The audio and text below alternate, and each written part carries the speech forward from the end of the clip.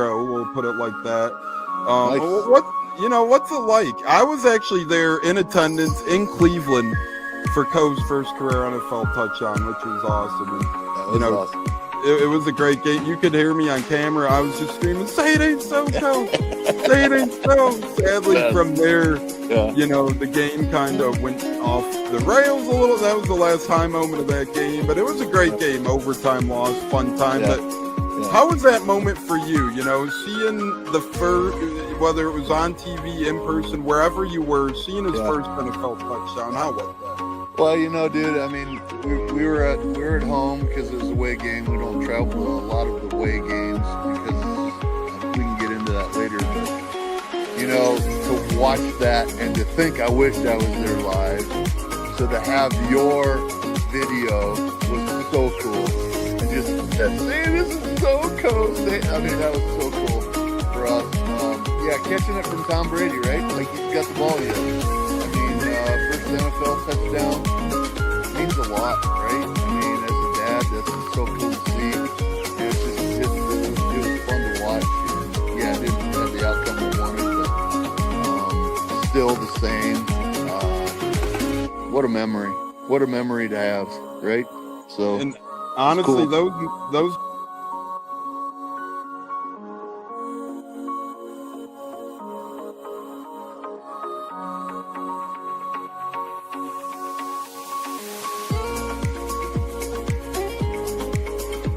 One of the best guests ever, the Buccateers in the house. You guys hear him on Tampa radio all the time. He's one of the best in the business. My favorite personal in the business. That's why I'm elated tonight. Growing up in the Chicago area, you're used to sports radio. That's what gets me through the day. So this man does help get me through the day, I will say, with the Pat and Aaron show at work. Nothing like it. So it's incredible. It looks like we got Stunna bumbling in. I'm Tampa Tones. We are joined by lead goon tonight, host of the Pat and Aaron show of WDAE, Pat Donovan. And it sounds like Stunna is bumbling a little bit. Gonna put him on mute for a second until that gets a little clear. But we're joined by Pat Donovan. It looks like Stunna's hanging out with Cheech and Chong in a car with the windows up or something over there. It does look like you got a little... No, my camera's broke. And he was trying to pull me in big time. And then I was like, nothing's happened with Indianapolis yet. Like, I really want to give Indy a chance. And then also I talked to Cody Gruden, once he took over Rich McCann and still like, well, look, I was like, y'all just give me the opportunity to explore free agency, see what's going on, and then can I make us do it. All right, everyone, you are tuned into the Buccateers at wide receiver, Kalen Geiger, and we are about to have a great pod. This is the Buccateers. You're tapped in, and here we go. Howdy ho, howdy hey, how the hell is everybody? You may have just been with me on the Pirate Parlay podcast, and we're rolling along here, keeping the good time going, towing the line out now.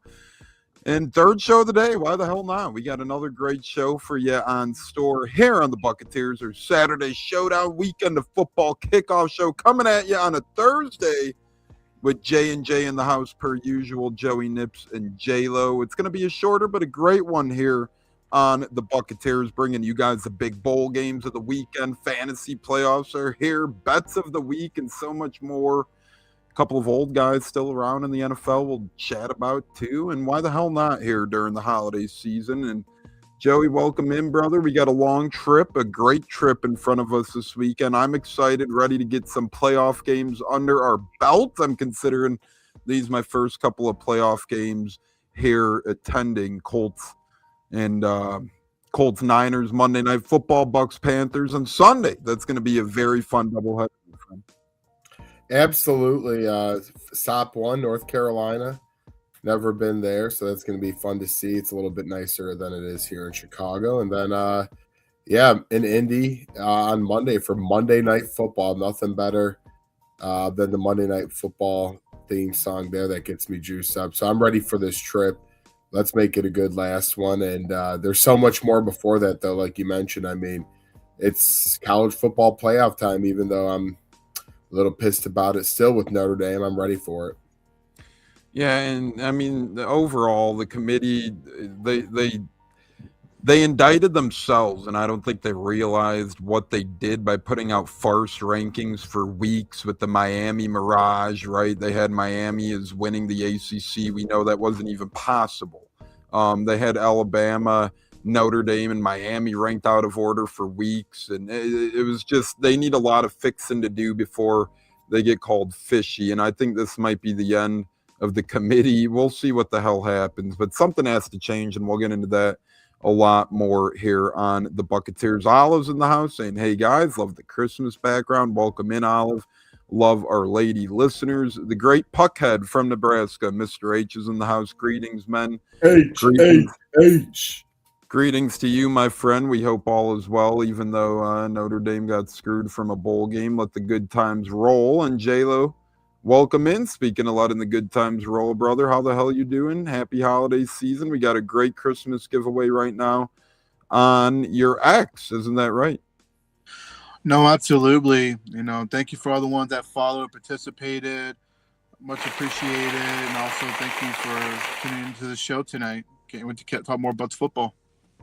Yeah, we got a lot to break down in a little time. Bucs, Colts, fantasy, and more. Oh boy, during the holidays, such a fun time to be able to do a great podcast here on the Buccateers. So we'll keep the good times rolling on the Buccateers with Bucs Panthers, and hasn't been good times on the Bucs in the victory column of late, ladies and gentlemen. The Bucs have been on the wrong side of the W column for quite some time now, back-to-back weeks against inferior opponents, fellas. The Saints, the Falcons, you win one of those games, you're looking really good. But with all that said, the Bucs still control their own destiny, and they have a couple of paths to the playoffs, and it's right there for the taking, Joey. If they clean things up, and if the Bucs don't beat the Bucs, I really do think they have a good chance at winning come this Sunday. But their biggest opponent, their biggest hindrance, will be themselves. Yeah, absolutely. And I'm kind of just looking at basic statistics right now of the overall season as we get close to the end here. And obviously it's a good sample size. And the one thing I want to look at offensively a little bit, and what I'll be watching for in person on Sunday at the stadium, will they run the ball more? I mean, they have the three-headed monster. This year, White's averaging 4.2 a carry. Bucky's actually the least, 3.5, which is about average. And then Sean Tucker at 4.1. So just from the offensive side, I'm going to talk right now and before I pass it back and say I want to see more running the ball and then use that to open up the pass. That way Baker settles in. That way the play action is easier to do. And I really just think that's the method they should use against this Panthers team on Sunday offensively. I think so, and they tried last week to kind of establish a run early, and same with the Saints. They were running it on fourth down and whatnot, but as you alluded to, those yards per carries, they got to give Rachaad White the ball more, as you said. I mean, one carry last week, 20 yards, and that was early in the game. If you see a 20-yard carry in the first quarter, odds are you're probably going to get more carries throughout. Safe to say he's probably gone after this year. Wouldn't blame him if he's a little frustrated. Tucker and Buck did get their fair share, but Rachaad White certainly needs to carry. And we allude to it all the time. You win games by running the football, turn a couple of those passes into runs. I mean, Baker's clearly off right now as well as the defense is. You control the clock a little bit better. You run the ball a little more. Maybe better things happen. J-Lo, what say you? I know that's been a common theme in the past where we said, hey, if the Bucs run 30, 40 times in a game, they'll probably come away with a victory. However, they have not done that here the past couple of weeks. And I'm not going to blame Grizzard necessarily on the run stuff, but just both sides of the ball in general have to pick it up a little bit more as a unit. I couldn't agree more. I mean, it's just frustrating because you get three talented bats for the most part that can run the ball well. We just been so depleted on the O-line on injuries, to where I feel they give up on the run pretty quickly. And that, to me, why do that? Especially when you're driving, you have a lead in the fourth quarter. Why would you go away from the run? Just keep throwing the ball. I understand they're trying to get creative and close out the game. But to me, I feel I agree with you both as well. You got to get White more involved with the ball as well because he had one good run and we never saw him again for the most part. So I will go ahead. No, you keep going, J-Lo. Finish your thoughts. But I will say that it's going to be interesting. This will be the second week where we have all 4 of our star receivers playing. So I'm looking forward to seeing what kind of game plan Grizzard puts together along with that run game to where I feel we're going to put some points on the board. Yeah, last week, McMillan, Evans, they earned their rights back. They looked really good out there. Godwin went into the end zone. He got an octopus last week, which is really cool to see. And Igbuka had a step in the right direction last week. This is going to be an offense with a lot of trouble for opponents trying to figure out the patterns if Grizzard could scheme it up right and call it right. And I think he will. I think he'll continue to get a little bit better. It's a work in progress, and we'll see what happens. And Baker just, again, it's no one to blame 1-1-1. But if Baker hits that Igbuka in stride last week, that's a game-winning pass right there. If the offense, does a little bit more, they probably win the game. But again, defense is just as at fault. Coaching, front office, everyone's equal to blame, in my opinion. And that's why I hate everybody ragging on Todd Bowles. Like, it was a plethora of player issues last week, right? You have 2 fumbles in your breadbasket. You recover neither of them. You have 7 guys against 1. You don't recover that. You recover that. That's game. You strip sack Kirk Cousins. 3rd and 28, you let up 14 yards to Kyle Pitts because the defender gets juked. 4th and 14, the defender makes a brain gaff. Baker misses a couple throws. The week before, Igbuka drops one, a couple other drops as well. These are things that Bowles can't control. Now, what he can control is Elijah Simmons being active and the run game not as effective defensively. Benjamin Morrison needing to play more. If he plays instead of Vilder last week, maybe that's a different story. Special team still needs to improve. Finally, some touchbacks last week, but still, it's not good when we start on the 20 to 25 weekly. They start on the 30 to 35. With all that being said, Joey, the Bucs are 2 wins away in back-to-back weeks from clinching the NFC South for yet another season under Todd Bowles. He's done so every year since 2022. Yeah, I mean, this finish will be very telling because, to be quite honest, it's a finish that should be positive. Of course, it may not go that way, and then you can talk about changes then. No point in it right now. We're stuck in the mud. We're going to go forward, and you got to win football games. It's a big 3 weeks here, especially like you said, winning 2. So that's where it's got to start at. That's where it's got to be. And then you have plenty of time in the offseason. We all have Black Monday with, a lot of organizations that are in the mud, like the Jets or the Browns are more used to these types of things. But there will be consequence for no reward, but there will be a reward for winning. So I'm interested to see how it goes. And it all starts Sunday in what we call wild card weekend because it is a playoff game for Tampa Bay, essentially. Yeah, and our guy Richard says, yo, my gut is saying Bucs going to win by 2 touchdowns. Yeah, after this show, Richard, we're going to give our score predictions and stuff, but JC Allen and I talked on the Pirate Parlay how the Bucs will win this game if the Bucs don't beat the Bucs. And that's really what they did the past 2 weeks. And really past 3 weeks. They escaped that Arizona game, but really they tried to beat themselves that game as well. And you face these inferior opponents. The one thing you can't do is beat yourself. And if the Bucs are able to do that this Sunday, J-Lo, I think Richard's not out of reel him. I don't think it's quite a 2-touchdown game. But I don't think 9-10 points is out of reel them if the Bucs play their A game, limit their mistakes, and execute more crisp out there. No, I couldn't agree more. I think the Bucs got a chance to rebound and close out the game and finish. Because to me, the Panthers aren't very great on defense either. They're at the bottom of the barrel as well. So it could go either way. I think time of possession is very key. That's where you run the football comes into play. Run the clock down. Keep Bryce Young and the offense off the field.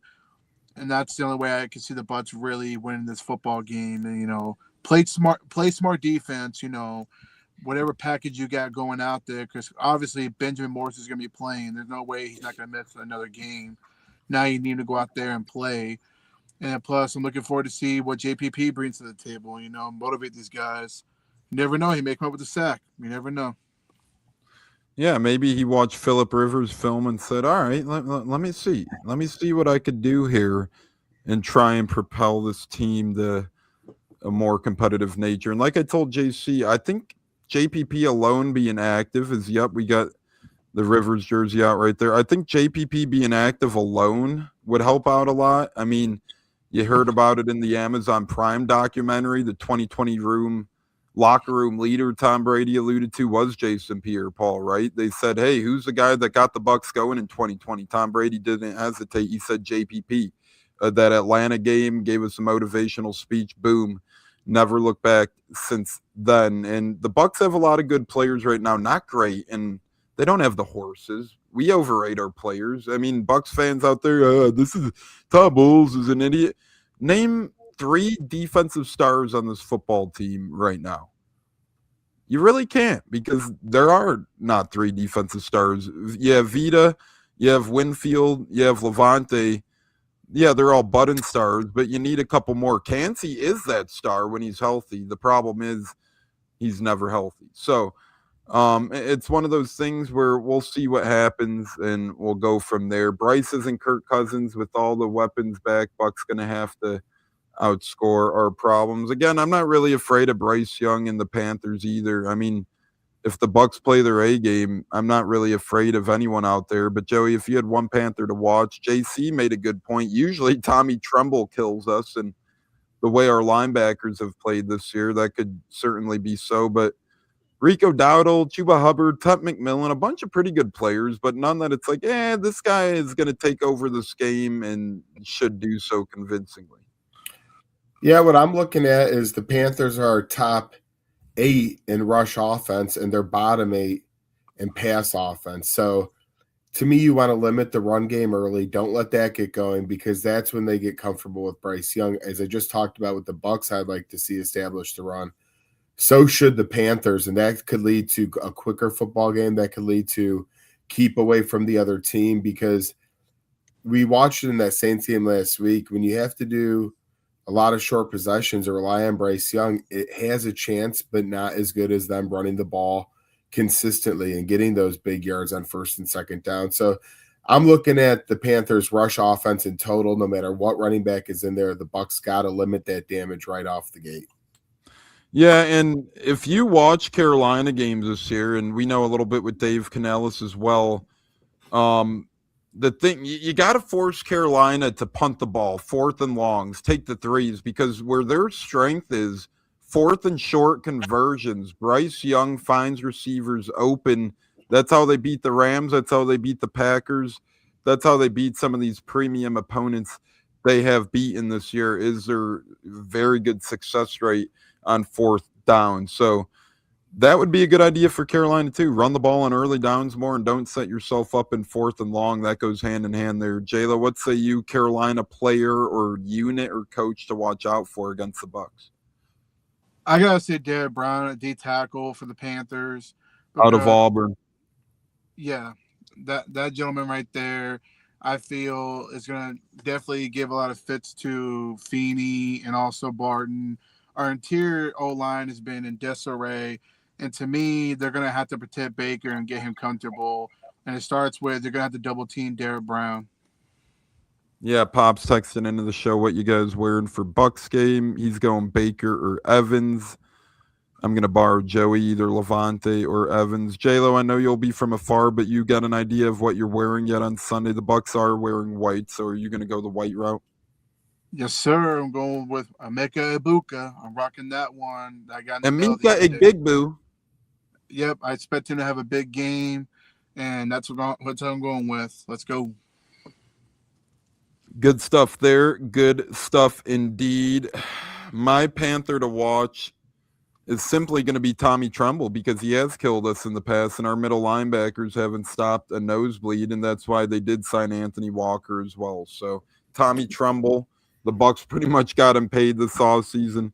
We'll see if the Bucs could try and prevent Tommy Tremble from earning another big payday there. Briefly, we will go into our Bucs Bets segment here before we get our score prediction and put a bow on the Bucs segment. We are live here on the Buccateers, talking bowl season, Colts, Bucs, football, NFL, all sports, holiday giveaways, so much more on our Saturday showdown here on a Thursday.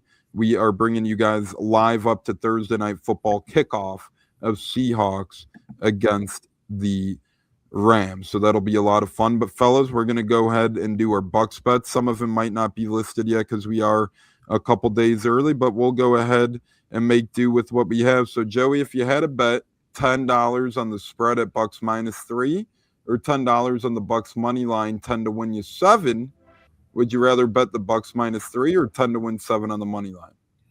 I'll bet a -3. And then J-Lo is next in Bucs Bets over here. J-Lo touchdown scores. Out of the two favorites, Bucky Irvin 10 to win 12 or Mike Evans 10 to win 15. Where you headed? Oof, tough one. I'm going to say Mike. I think Mike, the way he balled out last week, I think he finally gets in a touchdown against Carolina. Joey, Sean Tucker 10 to win 21 or Emeka Igbigbu 10 to win 205 or Chris Godwin 10 to win 25.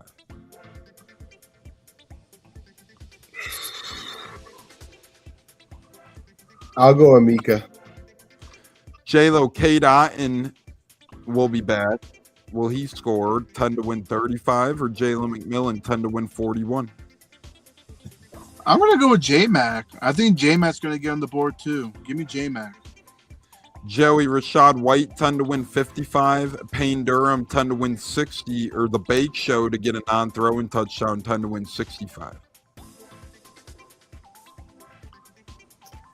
I want to see Baker get in the end zone all chippy. Let's go. J-Lo, Sterling Shepard 10 to win 70, or Devin Cole 10 to win 75. Let's go with Devin Cole. Michael Jordan revenge game. Yeah, we're not talking Bulls, Wizards, MJ either. We're talking our guard out there. He's going to ball out. Let's go, MJ. Tez Johnson 10 to win 120, or Cam Johnson, Joey 10 to win 240. Yeah, both are looking for a receiving touchdown, right? I mean, I'll go with the longer name Cameron Johnson. There we go there. So that's a touchdown odds and prediction. Sorry, Richard, Michael Jordan, although you want a revenge game, O-lineman can't be bet for touchdowns. Even if they are trick plays and whatnot, you'd have to bet something else. Player receiving, J-Lo, Mike Evans over under 58.5 receiving yards. I say over. Joey, Emeka Igbukka over under 39.5 receiving yards. Seems pretty low to me. That seems criminally low. J-Lo, Bucky Irvin over under 18.5 receiving yards. I'll say over. He'll make a big catch and take it up the field. All righty, that'll do it for receiving. Not sure why Godwin and McMillan aren't listed on the yards there, but man, I don't know. We'll see. Player rushing, Joey, we'll start with you for rushing yard. Bucky Irvin over under 64.5 rushing yards. I'm going to go under because they use him in a lot of gadget passing. J-Lo, Bake Show over under 12.5. I say over. Joey, Sean Tucker over under 12.5 rushing yards. Over. From rushing to passing, J-Lo, you get the Bake Show over under 227.5 passing yards. Oh, I'm going to say over all day for sure. Joey, over under 1.5 passing touchdowns. Since I have one rushing, I'll have one passing, and they get a couple other. Yeah, under he'll have one passing, one rushing. J-Lo, over under Bryce Young, half an interception. I'm going to take the chances and go over. I think they'll pick them off. Joey, Buccaneers team total over under sits at 23.5. Over. J-Lo, you got, well, that'll doozer. That'll, like I said, when it's this far out, sometimes the bets are not as premium as they might be, on game day or game day eve. So that'll do it for our Bucs Bets segment. Hopefully we help you win some money here on the Buccateers. If you are watching live. Hit that like button, subscribe button, turn the notification bell on. We're with you for 20 more minutes, taking you up to the Thursday night football kickoff with the Seahawks and the Rams. Joey, time to give your score prediction and Buck player of the game, my friend. 28-23, and Baker Mayfield player of the game. J-Lo? I say Bucs 35, Panthers 31. I think it's going to be a high-scoring game, but I think the Bucs will end up getting a 10-point lead and then Panthers score in a late effort, but still drop the game. All right, so no player of the game from you there. I will go with final score prediction of 26-17. Buccaneers win, and Chase McLaughlin player of the game with not one, not two, not three, but 4 field goals coming off the leg of Chase McLaughlin, because I think Panthers defense pretty good. I think they'll bend but not break. 26-17 Bucs win with Chase player of the game. Joey, we'll start with you here to wrap up Bucs talk, since your old man made good moves last week. Should the Bucs promote their old man, JPP, and let him run wild out there come Sunday? Sure. I mean, pass rush can't get too much worse, number one. Number two, it's a boost to the roster when they're active versus inactive. And number three, the experience never leaves you. The brain never leaves you. It could be one smart play he makes that changes a lot of things in this game on Sunday. So I definitely think you do it for the reasons I just named. And I'd love to see him out there personally, but that's just not the fandom. That's just 3 cold, hard facts I gave you. I think Pop, although this is the last time Pops will be able to wear Jason Pierre-Paul with Jason Pierre-Paul playing. I think you wear Jason Pierre-Paul personally. If he's active. Bring it with, have it around. You'll know if he's active or not, but you got to bring it with.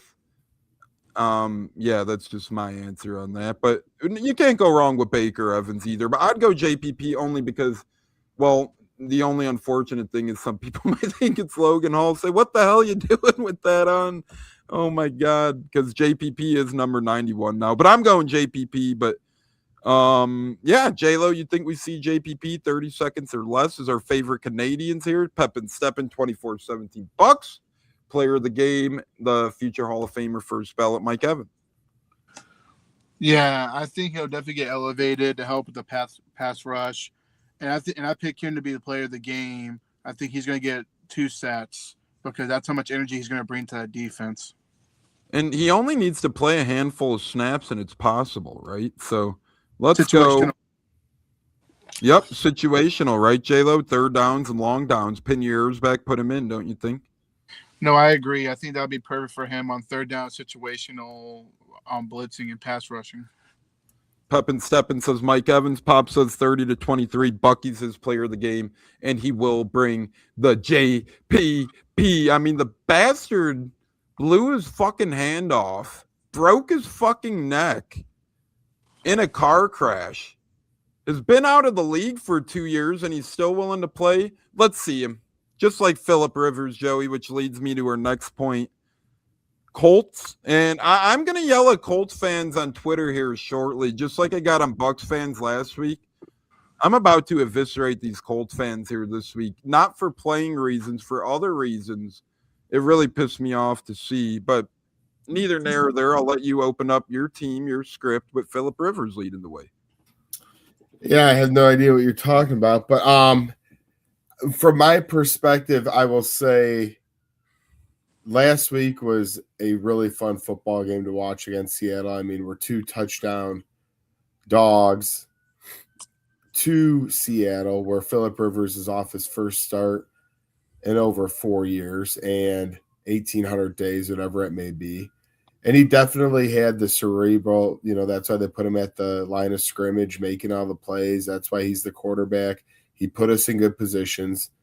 And we almost perfected the game plan. If we didn't let up a field goal at 47 seconds left, it would have worked to a T. They had 3 days of practice.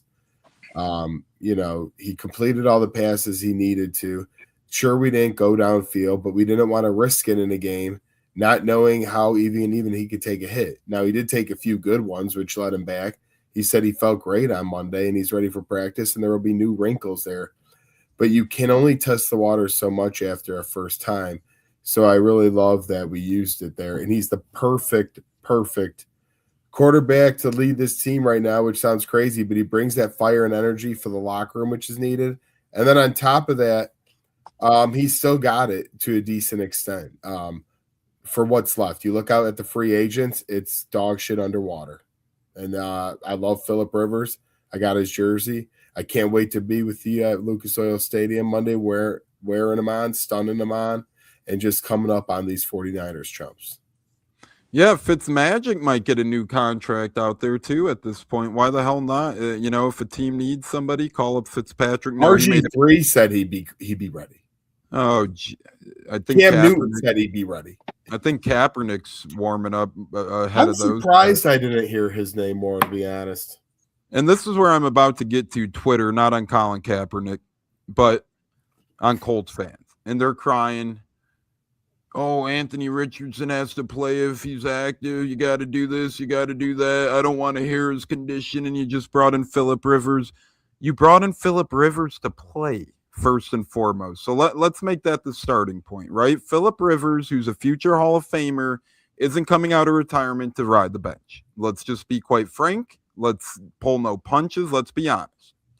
Option number 2. These are the same Colts fans that wanted Anthony Richardson benched, and now you want him to start. What side of the... And he can't even physically start this week. Monday is... I'm going to say option number 3.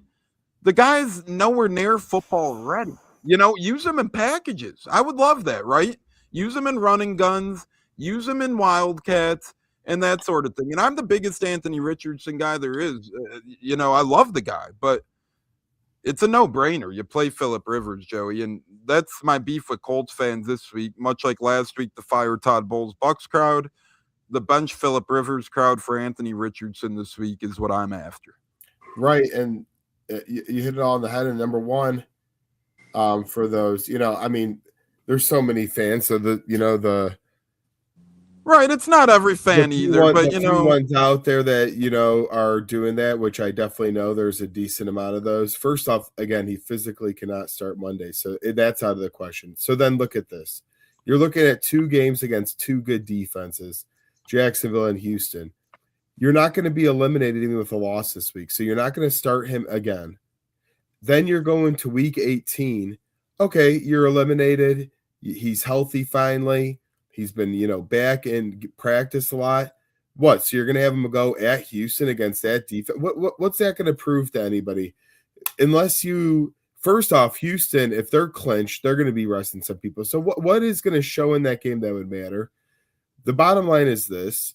Phillip Rivers, like you said, came here to start. He's going to do so. Riley Leonard's healthy. He's still the backup because he's not ready. He can't lead this against these great defenses. That's why a Rivers-led offense is the way to go.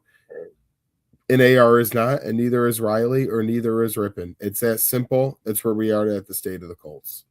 And if people are, as Pep and Steppen, I got to go. Sorry, guys. Go Bucs, and let's win the division. Love you, buddy. Merry Christmas. Happy holidays to our favorite Canadian. Merry Christmas to you. My last rant on it, then we'll get J-Lo's thoughts, score predictions, and keep moving on.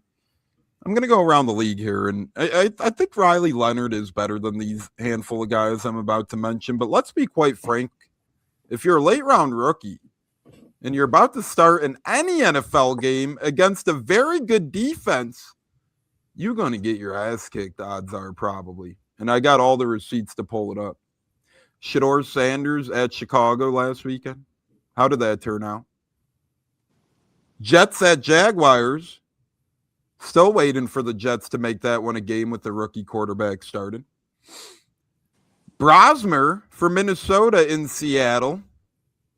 How the hell did that do? So, see what I'm saying? I mean, all these Notre Dame fan accounts too. Oh, Riley Leonard could at least move this and that. I love Riley Leonard, and the kid might have a future, but not against Seattle on the road in your first career NFL start ever. That is 38-10 written all over it. And it was just a hell of a game plan by the Colts, and kudos to Shane Steichen. I'm not going to give Ballard credit because to me that was 100% Steichen's move, and I'll give him all that credit. But Joey or J-Lo, quick thoughts on Rivers, Richardson, Leonard before we get to score and predictions for the Colts game. No, I mean, you guys nailed it. Rivers is the guy to go going forward. AR, obviously, we're not going to really see him unless, like you mentioned, Tone's packages, maybe. But you got to go with Phillip Rivers. You got to go with the VAG against two really good teams in the future. And I like the Colts odds this week. I think they can definitely pull out a very What's your score? I say Colts 20-17. I think Rivers will manage the game, run the ball well, and the Colts get a big victory at home against the 49ers. Before I let Joey put a bow on Colts talk, I'll go ahead and say it. 49ers defense is a little eviscerated.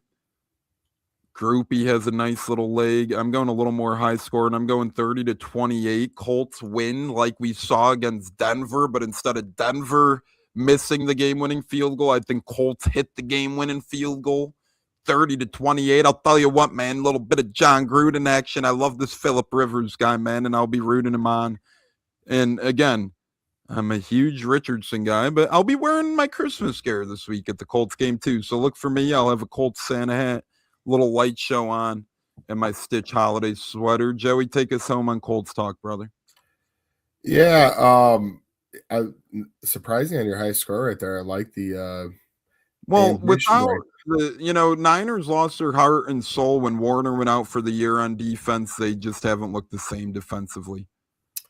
Yeah, and I'm going to go between both your scores. I'm going to go 24-21 Colts.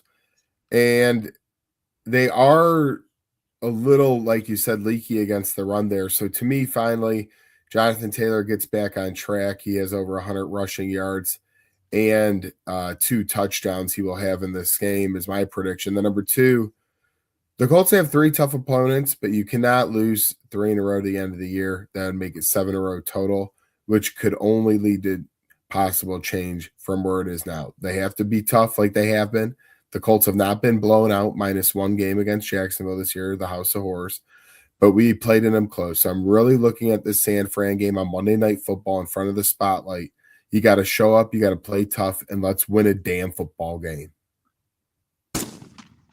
Whoops, sorry, I meant to do applause. If you heard a gun, I meant to do the holy hands up. Yeah, no, that we don't need that on December 18th, just a week before Christmas. But no, Richard at least has it a game. He's saying Colts hang in there, but lose a close one. It's a fair prediction. I mean, 49ers are the favorites. I'll tell you what, I'm going out swinging that game, though. If I don't have a voice after it, so be it. I didn't have one after Colts Broncos. I don't hate the Niners, though, at least. So I'm not going to give any ill will on the Niners, but I'll be cheering my ass off for Phillip Rivers and the boys. And that'll be that upcoming Buccateers schedule here on the Buccateers pod. Please hit that like button, subscribe button, turn the notification bell on. If you are watching on YouTube, Towing the Line just released week 16. Toe that line. Yep, great bet advice on there. Great talk on there in general. 20 to 23 minute show. Go ahead and check that out when we're done here. Get your bets in for Thursday Night Football with Towing the Line. The Bowl Blitz with J-Lo's out now. I was just on the Pirate Parlay with JC. We will be off until Tuesday next week. Our next show will be live on Tuesday. We don't know what the hell it's going to be yet. We're going to probably do Towing the Line live on Wednesday, a Christmas Eve special. 3 games Christmas. Yep, and then the Bowl Blitz will probably be a live Friday morning special, and then, we'll figure things out. But that's our upcoming schedule here on the Buccateers. Ready to roll, and we're going to keep it up with college football spread and Bowl Blitz style with the upcoming bowl games, college football playoff games, and so much more. We're going to bring you guys our picks right here, right now for the Bowl Blitz for the upcoming college football spread before we get to Red Eyes Pick'em and a couple other things and head out. But here we go. J-Lo, we will start with you. Here, as you are the bowl man on the Bowl Blitz. We'll start with you here. Tonight is the Xbox Bowl. Missouri State plus 1.5 against Arkansas State. Missouri State has 3 opt-outs and Arkansas State has none. No major players, but always good to know that. No, absolutely, and that's why I'm going to go with Arkansas State. I think they pull up the victory because of the shortage that Missouri State's going to have tonight. Joe, you get the Myrtle Beach Bowl tomorrow, 11 a.m. Eastern, as the Sun Belt champions, Kennesaw State, plus 3.5 against the MAC champions of Western Michigan. That's actually a pretty good game. I hate that it's on that early, or it's kind of cool, I guess. Simply don't give a fuck about it. It's at 10 a.m. during a work day. It's terrible. I'm going to go shout out Olivia and Western Michigan Broncos. That's where I'll go with it. Holy crap. Wow. J-Lo, 1:30 Central, 2:30 Eastern tomorrow. The Gasparilla Bowl taking place where? None other than Tampa Bay, Memphis, plus 3.5 or not at, but against NC State. Oh, give me NC State because of Memphis losing their coach for the most part, and some players are not going to be probably playing. So give me NC State. How about the Ohio coach having a couple road sodies and losing his job? Just class act. I think he should get his fucking job back. Terrible. They had a good year this year too. Yeah, I'm just gonna shut up now. But college football playoff round 1 tomorrow night, 8 o'clock. Joey, Bama versus Oklahoma. Oklahoma -1. Oklahoma by double digits. Agreed. J-Lo, noon Eastern on Saturday. Miami plus 3.5 against A&M in the college football playoff. I like A&M at home against Miami. I think Miami's not that good, and A&M's probably going to just knock them the hell out of the playoffs. Joey, Tulane plus 17.5 against Ole Miss and their epic head coach. Ooh, oh, sorry. Woke up. Give me Ole Miss. Saturday, 7:30 Eastern, J-Lo, James Madison plus. Oh, wait. This is spread. I'm sorry to do that to you. Tulane with. I'm not trusting that shit. 17. Yeah, that's a big spread. J-Lo and Tulane has beat Northwestern and Duke this year, so they've proved they could beat some capable opponents, right? J-Lo take us home. James Madison plus 21 against Oregon, 7:30 Eastern. Well, no respect to James Madison, but this is going to be a fucking laughable game that they made the playoffs over other teams. But I like Oregon just pure dominating and telling them, y'all guys should never been here in the first place. You should give us a better opponent. That being said, I think Nebraska should be in over James Madison if we're being quite frank here. I love the one small volleyball. I love the one small school aspect, but not two. It's like, come on. No. And that's what sucks because there's other teams that are way more qualified that is more deserving, like Notre Dame or even Vanderbilt. I mean, those teams were more deserving, in my opinion. Even UCLA. UCLA, I mean, it's just going to show that they got to be better than that. They had no business being in the playoffs. That's just my opinion on that. And this isn't a knock. I love, like, if anybody knows me, they know, like, James Madison type games are my cup of tea. But I'm also a realist. And having these 2 first-round matchups, Monday, 2 o'clock p.m. Eastern, Washington State plus 1.5 against Utah State, Joe, in the Idaho Potato Bowl. What time's that game at? 2 o'clock Eastern on Monday. So good for us, actually. Yeah, Washington State. All right, don't sound too excited. And J-Lo, take us home at Tuesday. Or no, we got 2 more left. Tuesday, 2 o'clock Eastern, J-Lo, the Boca Raton Bowl, Toledo, getting 6.5 against Louisville. I like Louisville beating Toledo. I think Louisville fans are strong, even though they had a poor finishing of the season. Give me Louisville Cardinals. Joey, you'll love this one in the New Orleans Bowl, 5:30 Eastern on Tuesday. Western Kentucky -3 against Southern Miss. Just a reminder, Southern Miss did lose their head coach to Memphis. I'm looking at our bracket with Mr. H. I have to go back and change to Utah State actually now. You're coming back around now. All right, well. Is this other game on this sheet that you just said? Well, he limits me to 20. I would put every damn one on. But, don't play that. That got budget. Well, it's the 1990 software. But what's the game that you asked me for? I got the 1980 co-host newspaper out here. The New Orleans Bowl. Western Kentucky -3 against Southern Miss. Western Kentucky. All right. I got to reel it back in here. All right. We're live on the Buccateers for a couple more segments here. Wow. We're going right. Really got past. We're in double overtime on this effing show. Holy shit. We're going right into Red Eyes Pick'em here, fellas, before it gets a little too out of control. Joey, tonight, Thursday, Rams Seahawks. It's about to kick off. Go check into Toeing the Line. If you haven't, what the fuck are you doing? I had the Rams as my lock. I'm 11-6 on Thursday. Go to the Buccateers and watch Toeing the Line. And if you haven't, like the Grampin' Everybody Loves Raymond says, what are you, stupid or are you blank? 5 o'clock Eastern, Saturday, J-Lo. Eagles at Redskins. Eagles. Joey, the battle of 8:20 Eastern. Bears against Packers. Pizza won't be free that game. Neither is a fantasy draft. I've been going back and forth, and the Bears are good to me, and they're at home. I'll go Bears by 2 points. 1 o'clock Eastern Sunday, J-Lo. Bengals, Dolphins. Burrow against Quinn Ewers. Oh, my Lord. Yeah, not an interesting game, but I'm going to go with the Bengals.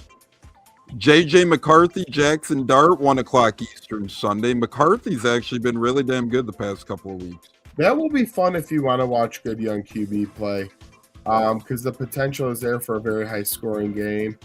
Give me Minnesota. They're going to end the season hot. Interesting fact real quick, too, before we get to J-Lo in the next game with J.J. McCarthy. And I know he's gotten a lot of criticism this year, and deservingly so. But his last 2 games, he has put together 31 and 34-point efforts with 5 touchdowns through the air and 1 interception. So we'll see. He's trying to earn his place in Minnesota. We'll see if he holds. 1 o'clock Eastern, Jets Saints, J-Lo. Oh, boy, another wonderful game. I'm going to go with the Saints. They've been playing really good ball. I like the Saints at home against the Jets. And we want them to keep winning, too. Make that draft position worse. Joey, Gardner Minshew against the Tennessee Titans, 1 o'clock Eastern on Sunday. That'll be one of the worst games to watch. I'm going to say Titans. Cam Ward has a big day. J-Lo, Bills, Browns, Shador Sanders, 1 o'clock Eastern, looking for redemption. Well, it won't be that game. The Bills dominate the Browns to continue on trying to fight for the division. Joey, the Chargers of L.A. travel to Dallas, 1 o'clock Eastern on Sunday. I really am going with my heart here and hope Dallas puts up 50 and beats the Chargers. I have Dallas winning that game. 4:05, and then I got their coach. I got their coach getting fired at year's end. 4:05 Eastern, Jaguars, Broncos, J-Lo. That right there is a game. And to me, I like the Broncos at home. Joey gets the game of the day. Falcons, Cardinals, 4:05 Eastern. Woo! My dogs are barking. Give me hot Atlanta. J-Lo, 4:25, Steelers, Lions. Man, that's a tough one too, man. It's one to go home for one of these two teams. I'm going to go with the Lions at home over the Steelers. J-Lo, 4:25, or Joey, I'm sorry, Raiders, Texans, 4:25. Never insult me like that. All right, well, we'll assume you go Texans. Texans by a million. J-Lo, Sunday Night Football, 8:20 Eastern, Pats, Ravens. I'm going to go with the Ravens at home in desperation for a playoff spot. I think they end up beating the Patriots. And then Joey and I will be doing maybe we'll run into John Candy this weekend as we'll be doing planes, trains, and automobiles as we transition from Carolina to Chicago to Indianapolis. That'll be a fun time. And we got the Idaho Potato Bowl to listen to Monday. Let's fucking go. I'm bricked up for that. From the Fantasy Mash Report, we are renaming it to the Mckittrick Click to Pick in honor of the great Kyle M., who was a fan of the shows and fantasy football. We're going to be going ahead and do our fantasy pick'em for playoffs. J-Lo, we're going to start with you. We're going to give you a little bit of a tough one. If you're in a 2 QB league, would you rather start Phillip Rivers or Quinn Ewers? Dang. I'm going to go with Rivers. I don't think Rivers is ready for the NFL. Joey, are you going with, you could only pick 2 out of these 3. Rico Dowdle, Devin Singletary, and Kareem Hunt. Kareem Hunt's done. Their offense can be limited. All right. Well, there we go. Joey exits out Kareem Hunt. And speaking of exiting out, we're about to do so here shortly. But we got our final word and breadwinner. Yeah, I see you waving at the clock over there. I'm going to extend this now. No, I'm kidding. J-Lo, breadwinner, final word for the program, brother. Breadwinner, I'm going to go with the Lightning tonight. They're playing tonight. I got the Lightning in that breadwinner. And then I will say, fellas, and safe travels to Carolina tomorrow. Stay safe over there. It's a new area. I heard it's nice, but you never know. You might run to the wrong butthole over there. And just go cheer proudly, man. Cheer proud for the Bucs. Go cheer for the Colts. Let's get this fucking W. I'm tired of this fucking negativity this past week of how we've been fucking playing. It's time to wake up. It's time to go out there and get off this losing trail and pound those fucking Panthers to the fucking ground. You go in their house and dominate them and show them who the real champion of the division is. That's what I'm going to fucking say, and that's my mic drop. Go Bucs, go Colts, and fuck the Panthers and fuck the Falcons. They still suck anyway. Suck ass. Was that Todd Bowles or J-Lo, right? You got to fucking look in the mirror and fucking want and fucking. Wow. Joey Nips, what say you on your final word and breadwinner, my brother, as we're off to Carolina and Indy for a doubleheader weekend? I am absolutely torn between 2 games. I am going to go. I'm going to go Vikings -3. -3 at the Giants.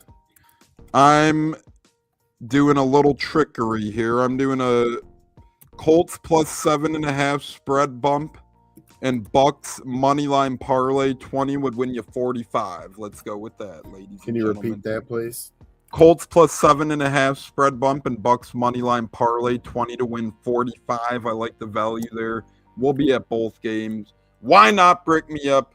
And that'll be that. Bucksmith, 12 days, just started today. J-Lo, go follow him on Twitter. You could win a Mike Elstott Ring of Honor coin, a Buccateers coaster, an MJ Stewart rookie card. Joey, J-Lo, and myself will be back. We got our Christmas special coming on Tuesday. Be here for that. Then we got Toe in the Line Christmas show on Wednesday. The Bowl Blitz Christmas show on Friday. Going to be incredible. Thoughts and prayers to the Mckittricks, and we love everybody. God bless. Stay safe and healthy. Puckhead, we know you just dealt with it too. My goodness, what the fuck is going on in this world? Look at this. Shout out to Coach Gator, my guy. Look he sent me his sideline Warren American. That's pretty damn cool right there. FIU America Army hat from Anthony Gator. Thank you very much, my brother. Joey, J-Lo, God bless. Have a great Thursday, fellas. Time for a great game. Missouri State, Arkansas State, Xbox Bowl, 9 o'clock Eastern. That's the one you're referring to, right, Joe? That's the one where you fart in an Xbox and take your fucking sock. Bro, we'll put it like that. What's it like? I was actually there in attendance in Cleveland for Coe's first career NFL touchdown, which was awesome. And, Awesome. It was a great game. You could hear me on camera. I was just screaming, "Say it ain't so, Coe! Say it ain't so!" Sadly, from there, the game kind of went off the rails a little. That was the last high moment of that game, but it was a great game. Overtime loss, fun time. Yeah. How was that moment for you? Seeing the first, whether it was on TV, in person, wherever you were, seeing his first NFL touchdown. How was that? Well, dude, I mean, we were at home because it was a away game. We don't travel to a lot of the away games because we can get into that later. But, to watch that and to think I wished I was there live. So to have your video was so cool.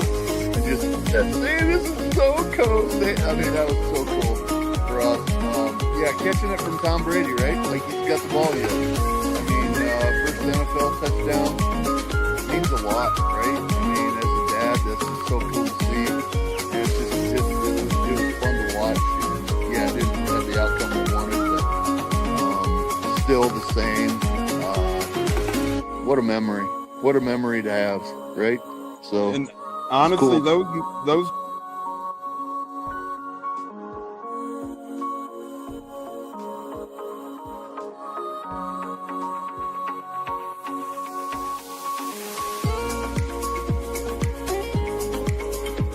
one of the best guests ever, the Buccateers in the house tonight.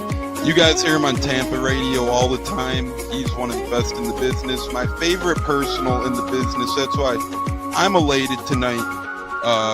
Growing up in the Chicago area, you're used to sports radio. That's what gets me through the day. So this man does help get me through the day, I will say, with the Pat and Aaron show at work.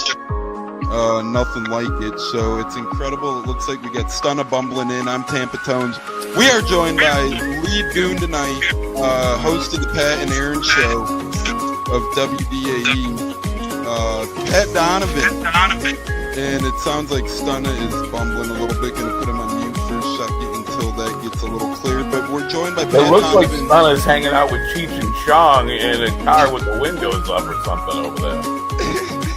It does look like he got a little. No, my camera's broke. And he was trying to pull me in big time. And then I was like, dang, nothing's happened with Indianapolis yet. Like, I really want to give Indy a chance. And then also I talked to Cody Gruden, once he took over Rich McCann, and still like, well, look, I was like, y'all just give me the opportunity to explore free agency, see what's going on, and then can I make us do it. All right, everyone, you are tuned into the Buccateers at wide receiver, Kalen Geiger, and we are about to have a great pod. This is the Buccateers. You're tapped in, and here we go.